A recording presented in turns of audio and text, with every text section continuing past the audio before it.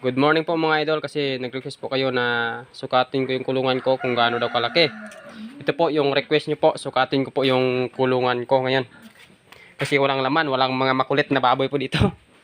Kaya yung kainan po, ganito po kalaki yung kainan. Yan po, nasa 1 feet po. 1 feet po yung laki ng kainan. 1 feet yan. Tapos yung taas po dito ng bakod sa harapan, simula sa kainan hanggang dito na sa taas, is nasa 2 feet and 30 inches. Yan po, 30 inches.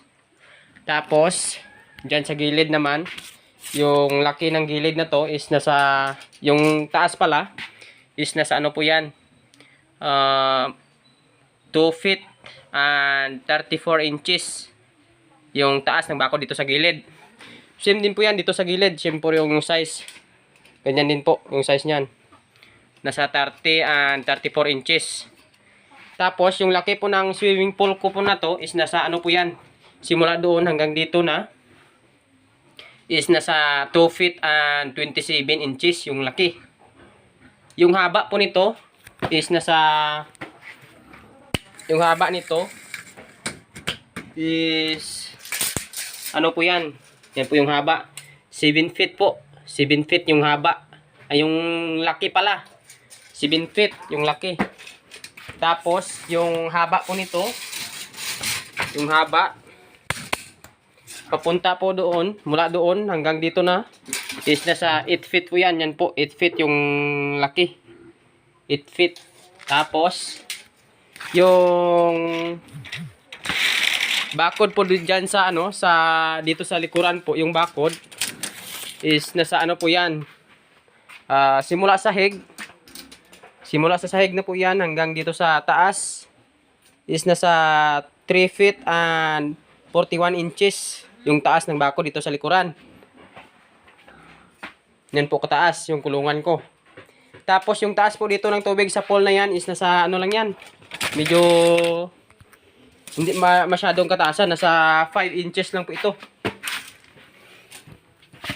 Yan po yung taas, 5 inches lang po yan. Yan po, 5 inches yung taas.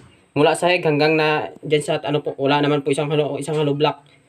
Yung taas ng tubig dito sa swimming pool, 5 inches. Tapos dito naman yung kanilang higaan.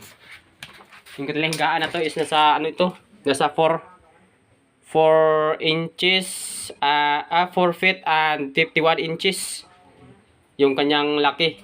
Kapag ganito po, doon na po yung ano, ganito kahaba yung baboy mo hanggang dito na, abot na po yan ng 100 kilos sa sobrang laki. 100 kilos po, simple na po yan. Tapos ito po yung ano, kagandahan po kasi dito sa kulungan ko, ito po yung hose ko na ginagamit. Yan po, ito po yung hose ko na gamit. Pasok mo lang po yan dito. Yan. Kapag napasok mo po yan, open mo lang po ito. Open mo lang po. Labas na po doon yung tubig. Yan po. Open ko po yan. Yan. Labas na po yung tubig doon. Yon. Yan po yung tubig. Nakalabas na.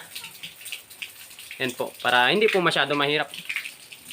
Yan po kasimple yung design ng kulungan ko. Tapos dito naman po sa likuran is, kasi may kulambo po yan, linagyan ko ng screen para po hindi makapasok yung lamok dito at saka mga langaw. Dito sa likuran, dito po yung ball valve or gate valve. Dito kasi sa amin gate valve, pero ball valve po yung pangalan nito. Ito po yung ball valve. Ang size po nito is 2 po yung size nito ng ball valve. Kapag gusto mong i-drain yung dumi dyan sa loob, talon dito, sarado na po ito. Hindi po makalabas yung dumi at saka yung tubig dyan sa loob, sarado.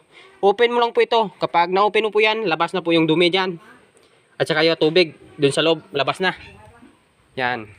Same din po dito sa kabilang ball valve. Same din po dito. Open mo po yan. Ganyan. Labas na po yung madumi dyan. Ganito po kalinis yung likuran ng kulungan ko. Wala po dito madumi, hindi kagaya ng iba na kulungan na madaming dumi. Yan po, may screen po yan, may mosquito net para po hindi makapasok yung mga lamok, langaw po dyan sa loob ng kulungan. Pero pwede mo po itong open kasi kapag mga biik, kailangan mo talaga na idaspan yung mga dumi yan sa loob. Open mo po yan. Pero kapag malaki na, hindi mo na kailangan idaspan. Hayaan mo na lang yan. Open mo lang yung ball valve. Okay na. Yan po. Balik po tayo dito sa harapan. Yan po yung design ng kulungan ko. Yan po, simple. Simple na design ng kulungan. Hindi masyadong matrabahoso.